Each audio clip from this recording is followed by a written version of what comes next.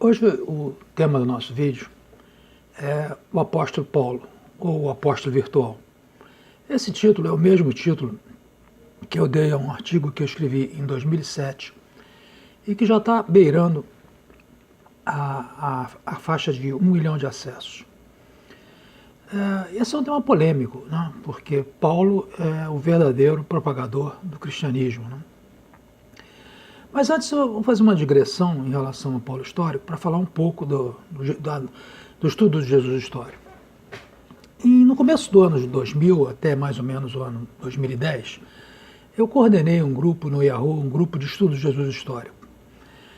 Esses grupos do Yahoo, nessa época, tinham uma grande popularidade que foram, aos poucos, se perdendo por causa do advento das novas mídias sociais.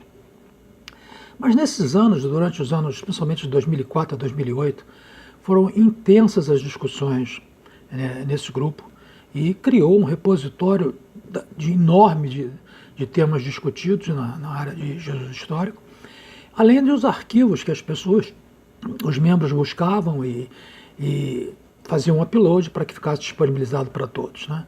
Então aqueles que... O grupo hoje está com atividade muito baixa, praticamente parado, mas os arquivos estão lá, né? Se você desejar, basta se cadastrar, eu vou deixar o link na descrição, e terá acesso não só às discussões, como aos arquivos que foram colocados lá. Uma outra coisa que eu preciso deixar claro aqui nesse início, nessa introdução, é que o estudo do cristianismo histórico, dos personagens históricos do cristianismo, Cristo, Paulo, não tem por objetivo minar a fé, né? De maneira nenhuma se procura a fé. Na verdade, os grandes historiadores são todos, a maioria pelo menos, são religiosos. Inclusive um deles, o Bultmann, que é muito reverenciado no início do século passado, ele chegou a dizer e fez um statement, fez uma afirmação que, de certa forma, deu um banho de Maria no estudo do Jesus histórico, porque ele dizia que a figura de Jesus, a figura humana de Jesus, não era importante no estudo do cristianismo. E estudar o homem Jesus era entrar num beco sem saída. O importante era a proclamação, que ele chamava o querigma, né, em grego. Então ele na verdade, em outras palavras, ele só queria que as pessoas acreditassem que Jesus Cristo é o fundamento da proclamação do Evangelho.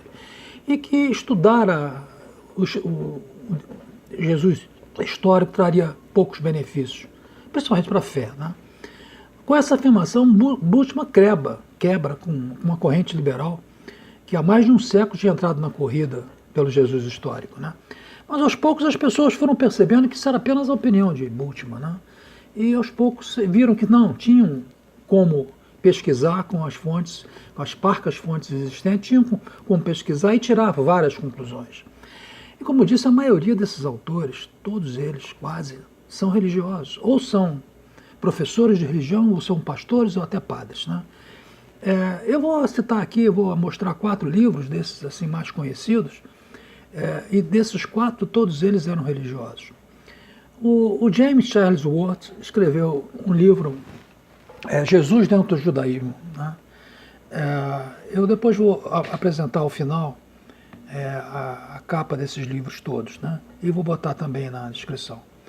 John Mayer, né? Ele era um padre católico, escreveu Jesus, um judeu marginal, repensando o Jesus histórico, né? São 6 volumes, né? Uma obra grandiosa do Mayer, né? E está toda publicada em português. John Dominique Crossan também, né? Escreveu Jesus histórico. Albert Schweitzer, ele escreveu Em Busca do Jesus Histórico, que foi um livro que foi um best-seller na época, né? Esse livro foi escrito bem no início do século, né? Então, você veja bem, voltando àquela ideia de que não existe intenção de abalar a fé de quem quer que seja, os maiores autores do tema são religiosos, são pessoas de fé, né? Se alguém perder a fé por causa disso, é porque a fé é fraca. Porque a fé é algo que a gente acredita, independente da história. Não adianta você racionalizar em cima desses fatos, porque uma pessoa de fé bastante arraigada não vai se abalar com isso. Agora, aqueles que se abalarem também não têm muita fé, né? E veja bem, a igreja não nos deixa fugir muito dessa questão histórica, porque no seu próprio credo apostólico, no credo dos apóstolos, ela diz: eu acredito em Jesus Cristo, nascido da Virgem Maria, sofreu por Pôncio Pilatos, pronto, já colocou aí data e local, né? E já nos leva à pesquisa, né? E quando a gente eventualmente se refere ao mito cristão, alguns cristãos ficam irritados com isso, porque a palavra mito tem uma conotação pejorativa, mas é importante ressaltar o seguinte: o mito cristão não começa com era uma vez, né? Ele sempre estabelece um tempo e local histórico, né? E tenta induzir que os fatos realmente aconteceram, não são mitologia, né? Agora, ajudaria as pessoas se elas se lembrassem que a criação de mitos é uma atividade social normal e necessária na sociedade. A sociedade carece da criação de mitos. Todas as sociedades têm seus mitos, né?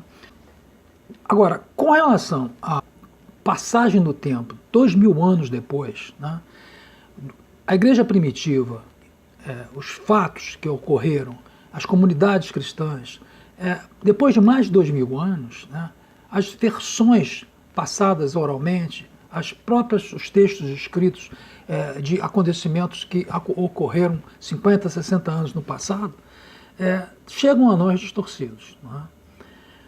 O que acontece é que a imagem do Jesus histórico permanece assim, praticamente irreconhecível, embaixo de camadas dessa construção da igreja, né?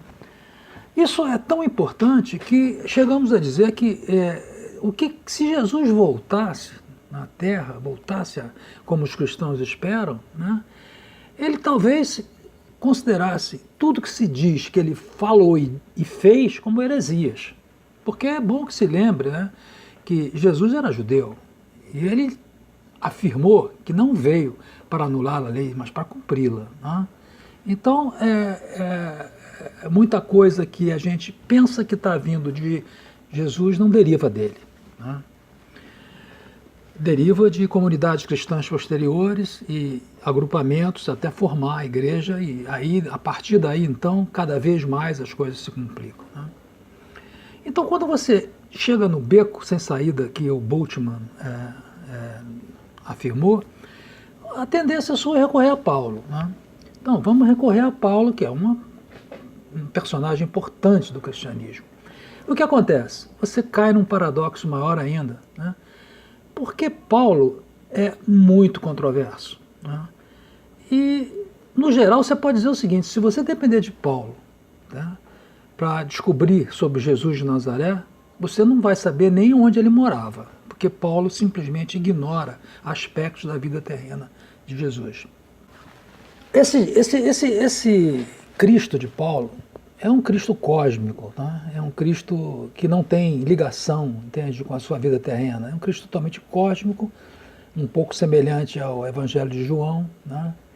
E para se ter uma ideia de quanto isso é aprofundado, quando isso é profundo, em Gálatas 1,17 está relatado aquela primeira viagem que Paulo fez a Jerusalém para encontrar Pedro e discutir aspectos do ingresso de gentios no cristianismo, na igreja, aquela questão da circuncisão. Então ele foi a Jerusalém para se encontrar com Pedro e discutir esses aspectos. Agora, ele não teve a menor preocupação de visitar os locais sagrados, os locais onde Jesus foi martirizado, venerar a sua memória como um cristão que acabou de sofrer uma revelação. Você pode imaginar alguém que há pouco tempo sofreu uma revelação, né?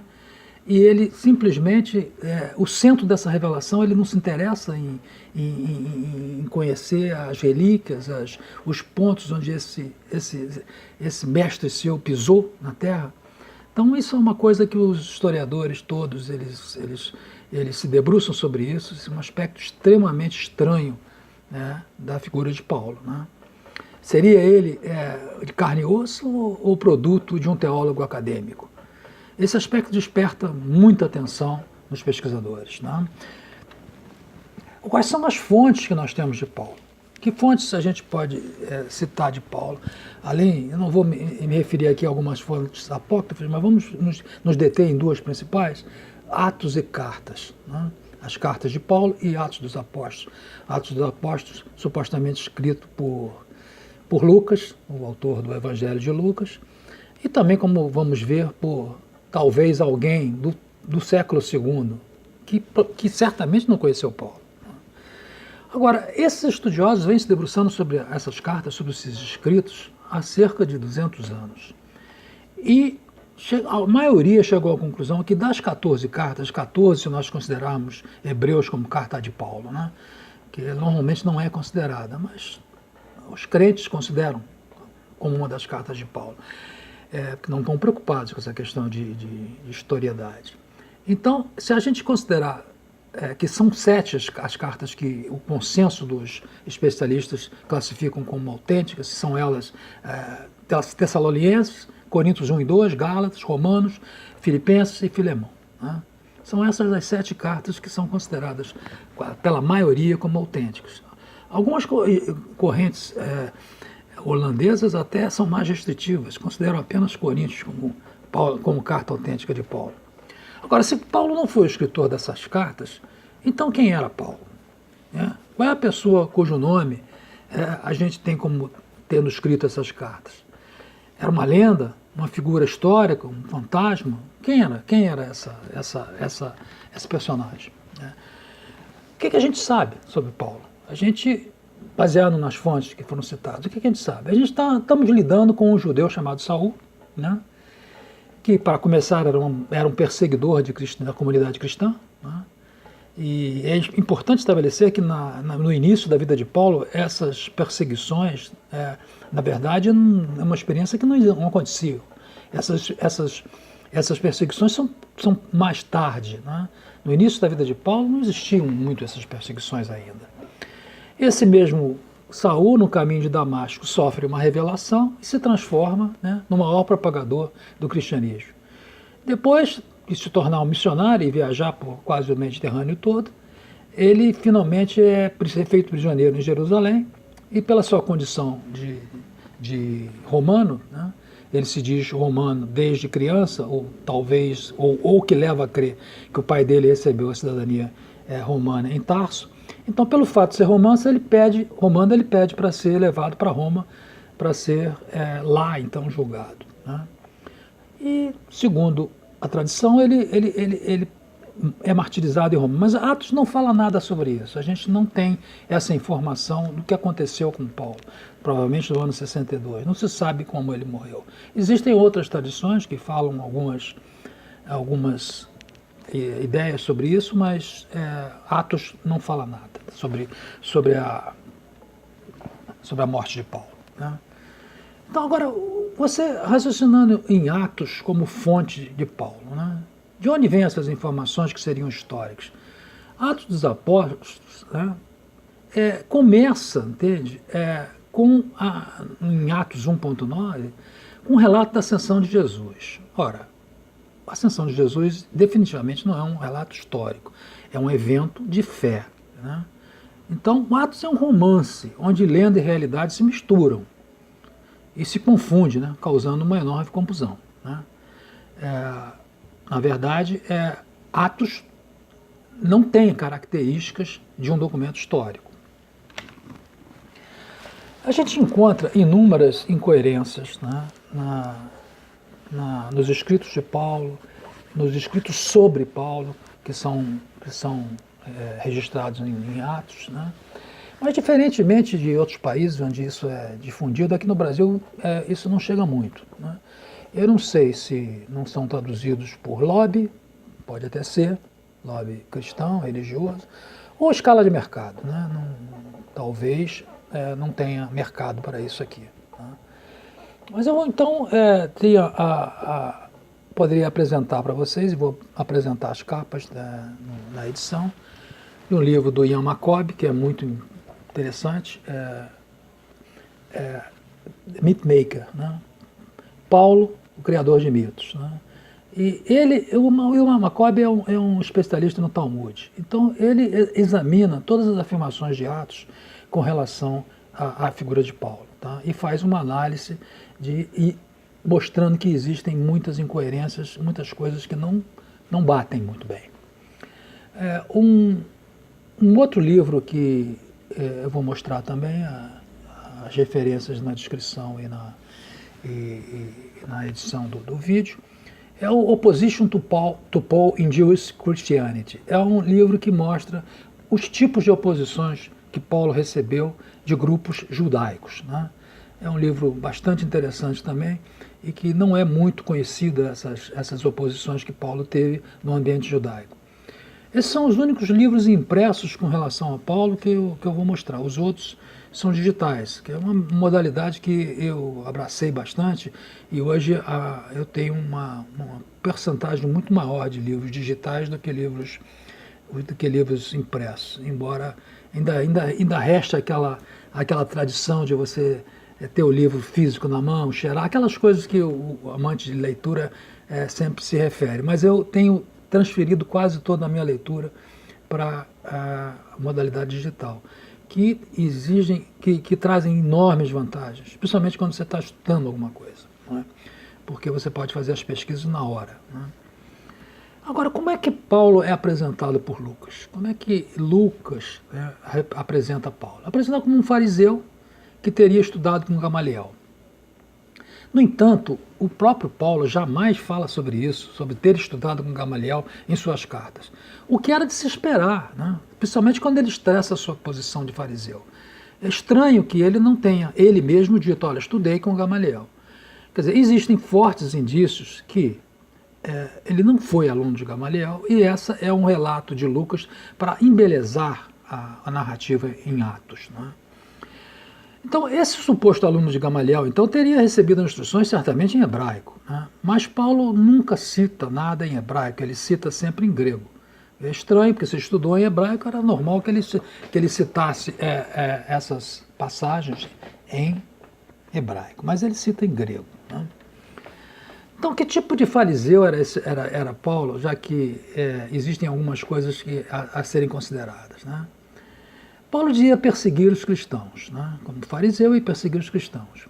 Mas os fariseus se mostravam favoráveis aos cristãos, ou seja, não votaram 2 vezes, está relatado em Atos, para que não houvesse violência com as comunidades cristãs. Eles não eram favoráveis à violência, né?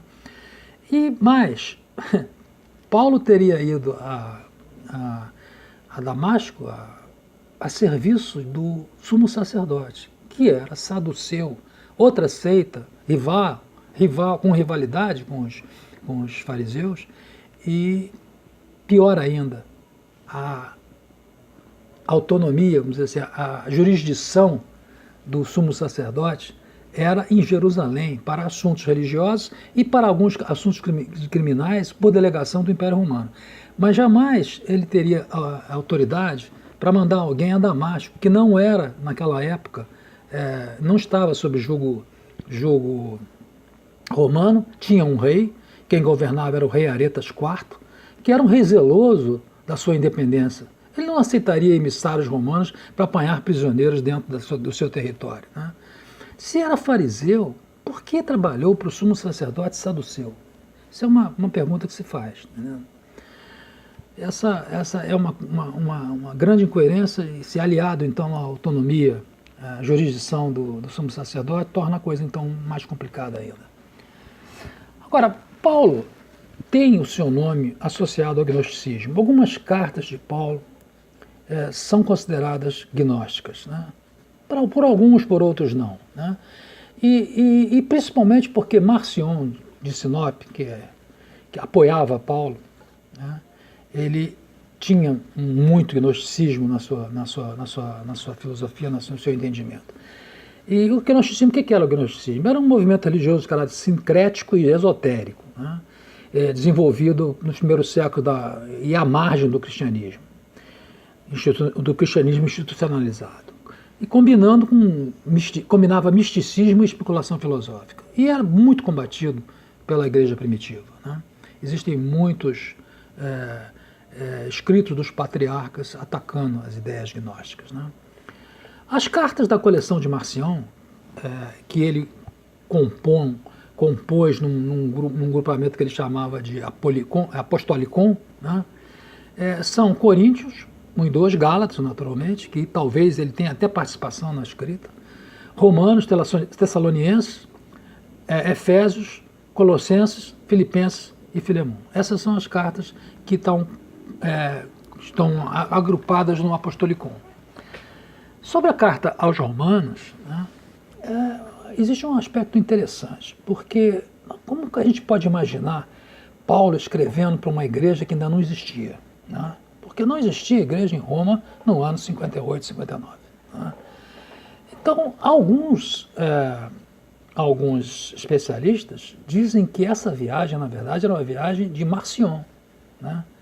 Quando ele levou a contribuição, isso no ano 142, 143, século II, quando ele levou uma contribuição para a igreja, juntamente com esse apostolicon. Na verdade, os anciões lá em Roma não aceitaram a contribuição e, pior, eles comungaram o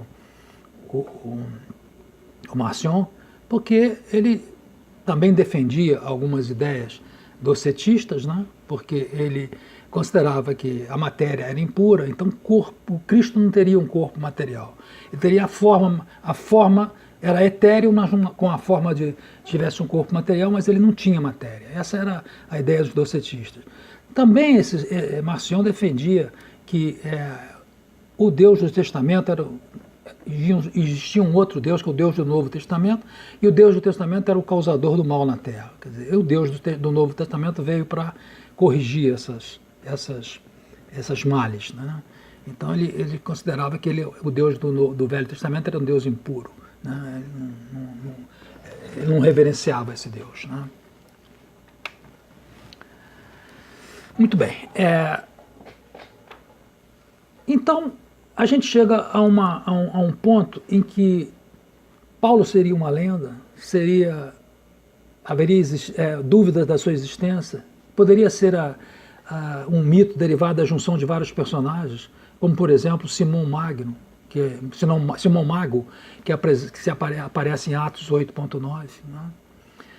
É claro que alguém que denominamos Paulo escreveu essas cartas. Né?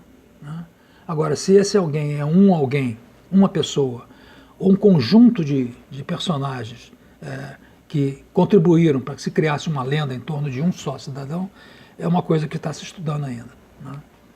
Inclusive, a literatura pseudo-clementina, que é do século IV, né, é uma literatura que é um registro feito a um determinado Clemente, que pode ser Clemente I, ou Papa Clemente I, ou seu primo, Domiciliano, Titus Flávios Clemente. São discursos envolvendo o apóstolo Pedro. Né? E nessa literatura, que é um romance, né, o Simão é conhecido e confrontado pelo nome. Né? As heresias atribuídas a ele são marcionitas. Né? E pior, ele ainda é mais estranho, as palavras que saem da boca dele são as de Paulo. Né? Isso é